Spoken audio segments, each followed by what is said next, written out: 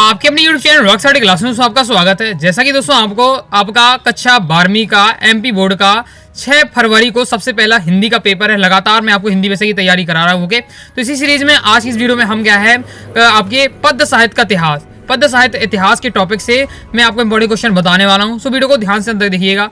Okay, एक एक question मैं आपको सिलेक्टेड बताऊंगा, उत्तर सहित समझाऊंगा भी, तो इस वीडियो को ध्यान से अंत तक देखिएगा। इससे पहले मैं आपको क्या है काव्यखंड के इंपॉर्टेंट क्वेश्चन बता चुका हूं, तो उसकी वीडियो जाकर जरूर देखिएगा। ओके, प्लेलिस्ट पर आपको क्या है क्रम से वीडियो मिल जाएंगी। चलिए स्टार्ट कर लेते हैं। मैं आपको क्या है टॉप 7 क्वेश्चन, केवल 7 क्वेश्चन बताऊंगा जिन्हें आपको तैयार करना है। इससे आपका 2 नंबर पक्का हो जाएंगे। 2 नंबर क्यों? क्योंकि आपके पद्य साहित्य के इतिहास से आपका हमेशा 2 नंबर के क्वेश्चन आपका फिक्स रहता है आना। ओके, तो 2 नंबर के लिए आपको क्या है 7 क्वेश्चन आपको तैयार करने हैं और बता भी दूंगा, आसान है, समझा भी दूंगा तो याद हो जाएंगे। ओके, चलिए देख लेते हैं। पहला दोस्तों हमारा क्वेश्चन है भक्ति काल को हिंदी साहित्य का स्वर्ण युग क्यों कहा जाता है? जो भक्ति काल है उसे क्या है हिंदी साहित्य का स्वर्ण युग कहा जाता है। तो क्यों कहा जाता है इसकी आपको कारण बताने। ओके, चलिए मैं आपको बताता हूँ किस प्रकार से इसका आंसर आपको लिखना है। सबसे आपको पहले लिखना है आपको कि भक्ति काल को निम्नलिखित कारणों के कारण क्या है भक्ति काल को हिंदी साहित्य का स्वर्ण युग कहा जाता है। कौन कौन से कारण है?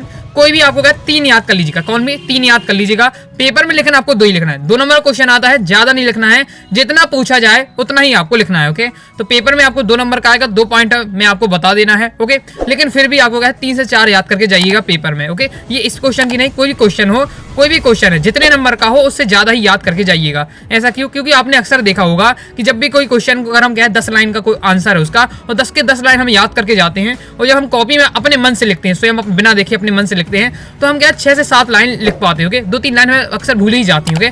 तो इसीलिए आपको क्या है ज्यादा याद करना है। 3 याद कर लीजिएगा। पहला है लोक मंगल तथा समन्वय की भावना।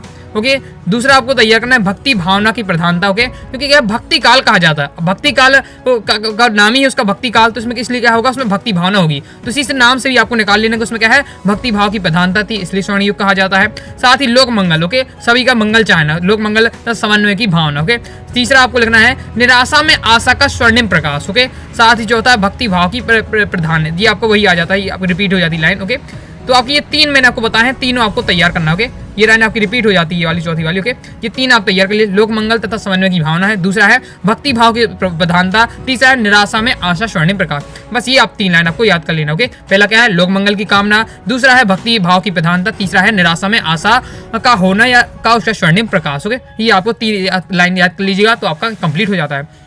ओके, चलिए आगे देख लेते हैं। नेक्स्ट है आपका निगूढ़ धारा और सगुण धारा में अंतर स्पष्ट कीजिए। ओके, सिलेक्टेड क्वेश्चन बता रहा हूँ जो प्रीवियस पेपर में आ चुके हैं और अक्सर यही आपके आते हैं, चाहे आप कोई भी पेपर उठा लीजिए आपका त्रिमासिक का अर्धवार्षिक का। ओके, जो मैं आपको आगे क्वेश्चन बताऊंगा 7 में से क्वेश्चन आपको देखने को मिल जाएंगे। ओके, तैयार कर लीजिएगा।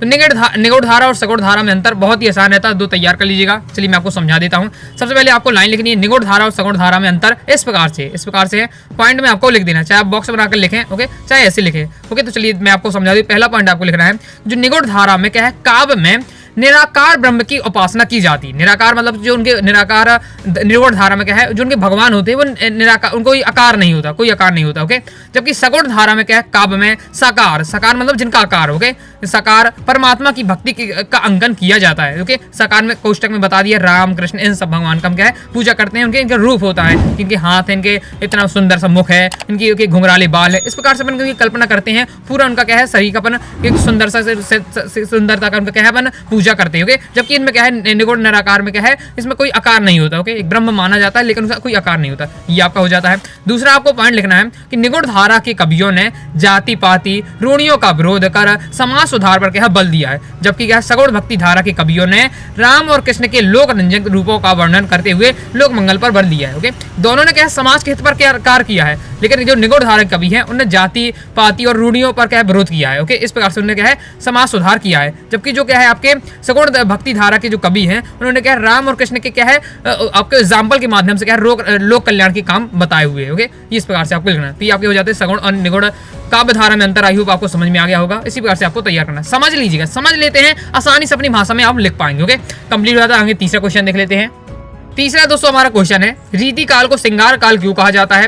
रीति काल के किन्हीं दो कवियों के नाम एवं उनकी एक रचना लिखी। ओके, जितना क्वेश्चन पूछा जाए उससे मैं आपको ज्यादा ही समझाऊंगा, बताऊंगा, क्योंकि मैं समझाने के माध्यम से बताया है। जब आप इतना 6 लाइन आप पढ़ेंगे, तैयार करेंगे, तब जाकर आपके पेपर में 2 से 3 लाइन अच्छे से आप लिख पाएंगे। ओके, तो देख लेते हैं कि रीति काल है श्रृंगार काल क्यों कहा जाता है। ओके, तो क्या 17वीं शताब्दी के मध्य से 19वीं शताब्दी के मध्य तक का काल है, जो है हिंदी साहित्य के इतिहास में क्या है, उत्तर मध्य काल के नाम से जाना जाता है। ओके, उत्तर मध्य काल कहलाता है।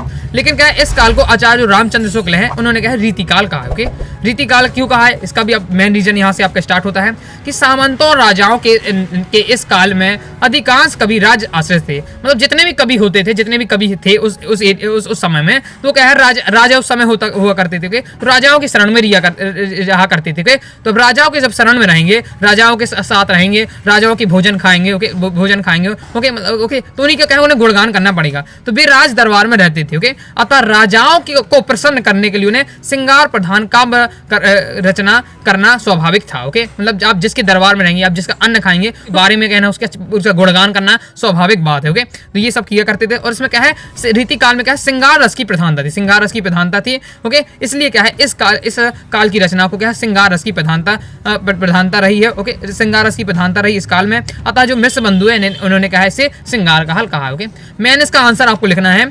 इसका मेन आंसर है कि इस काल के में क्या है, जो कवि थे राजसी थे, मतलब क्या राजाओं के शरण में रहते थे, वहीं उन्हीं के गुणगान किया करते थे। साथ ही इस काल के जो थे उसमें क्या है, श्रृंगार रस की प्रधानता थी काव्य में। ओके, इसलिए इसे क्या श्रृंगार काल कहा जाता है। कवि के याद रख लीजिए, 2 बिहारी हो जाती, बिहारी की बिहारी सही हो जाती, भूषण की छत्रसाल दशक। ओके, और शिवराज भूषण भी है, तो ये आप तैयार कर लीजिएगा। ओके, नेक्स्ट है आपका, यहाँ से आपका बहुत ज़्यादा इंपॉर्टेंट, ये 3 जो क्वेश्चन मैं आपको आगे बताए हैं, इन्हें बहुत ही कम देखने को मिलते हैं, जो मैं आपको पहला, दूसरा, तीसरा बताया। लेकिन अब मैं चौथा, 5वां, 6वां, 7वां बताऊंगा। इन्हीं में से अक्सर आपका आया करते, तो उनको आपको एकदम रट लेना है, कंठस्थ कर लेना है। कंठस्थ मतलब आपको सोते सोचे मैं आपको पूछूं कि भाई छायावाद की विशेषता बताओ, फटाक से आपको छायावाद की विशेषता बता देनी है। इस प्रकार से आपको याद कर लेना है। चलिए मैं बता दूं, चौथा क्वेश्चन है छायावाद की प्रमुख विशेषताएं, 2 कवियों के नाम और उनकी रचना आपको तैयार करनी है। ओके, तो छायावाद सबकी आपको क्या 3-3 आपको क्या है विशेषता याद करनी है, जैसा कि मैंने आपको बताया है। लिखना लेकिन पेपर में 2 ही है। ओके, तो फिर छायावाद की प्रमुख विशेषता निम्नलिखित है। पहला है व्यक्तिवाद की प्रधानता। व्यक्तिवाद की प्रधानता मतलब क्या है, छायावादी कविता मुख्यतः व्यक्तिवाद की कविता है। ओके, इसमें क्या है, कवि निजी अनुभव तथा सुख दुख की अभिव्यंजना की है।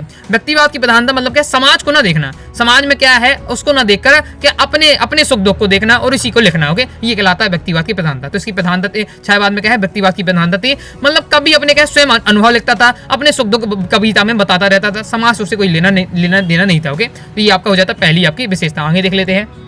ओके, सेकंड आपको लिखना है प्रकृति प्रेम। प्रकृति प्रेम मतलब प्रकृति से प्रेम था। ओके, छायावादी काव्य में क्या है, प्रकृति प्रेम की अभिव्यंजना हुई है। इन कवियों का मन प्रकृति चित्रण में खूब रमा है, खूब रखा है आपका, खूब रमा है। ओके, खूब रमा है, प्रकृति के साथ आत्मीयता का संबंध जोड़ा गया है। ओके, मतलब इस काल के जितने भी कवि थे, मतलब मुख्य रूप से 4 से 5 कवि हैं। ओके, छायावाद के, तो इन्होंने क्या है प्रकृति प्रेम की प्रकृति के ऊपर क्या है ज्यादा लिखी, मतलब क्या है प्रकृति का मानवीकरण किया है। मानवीकरण करना मतलब क्या है, प्रकृति में क्या है सजीव दिखाना। ओके, जीव से तुलना करना, इस प्रकार से। ओके, चलिए नेक्स्ट आपको तैयार करना तीसरा, प्रेम एवं सौंदर्य का चित्रण। छायावादी कवियों ने नारी सौंदर्य तथा प्रेम का चित्रण बड़ी रुचि और सहृदय के साथ किया है। ओके, तो मैंने आपको क्या 3 विशेषता बता दी है, तीनों तैयार कर लीजिएगा। ओके, मैन कैसे याद करना है, हेडिंग अच्छी रटी होनी चाहिए। हेडिंग तो मतलब आपको भूलना ही चाहिए, और ये आपको तो आपको बनाकर लिख सकते हैं। अब प्रेम और सौंदर्य, तो प्रेम किससे, नारी से बात होगी, तो आपको लिखना है छायावादी कवियों ने नारी सौंदर्य की प्रेम की बात की हुई है। ओके, प्रकृति प्रेम की आपकी हेडिंग याद है, तो बस प्रकृति प्रेम मतलब क्या है, इसमें क्या है छायावादी काव्य में प्रकृति प्रेम की व्यंजना हुई है, और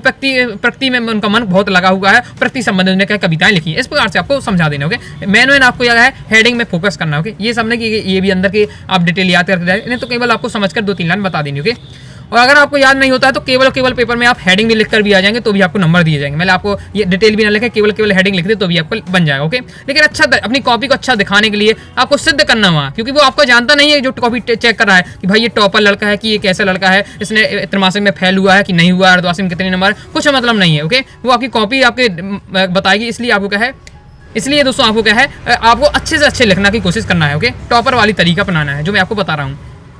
छायावादी प्रमुख कवि आपको याद रख लेना, तो जयशंकर प्रसाद, कमायनी झरना, सुमित्रानंद पंत, बीणा पल्ला घूंजन, महादेव निर्जा निहार रसीम। ओके, इस प्रकार से आपको सबकी तैयार कर लेना है। 2 आपको अच्छे से तैयार करिएगा। ओके, फिर आगे देख लेते हैं।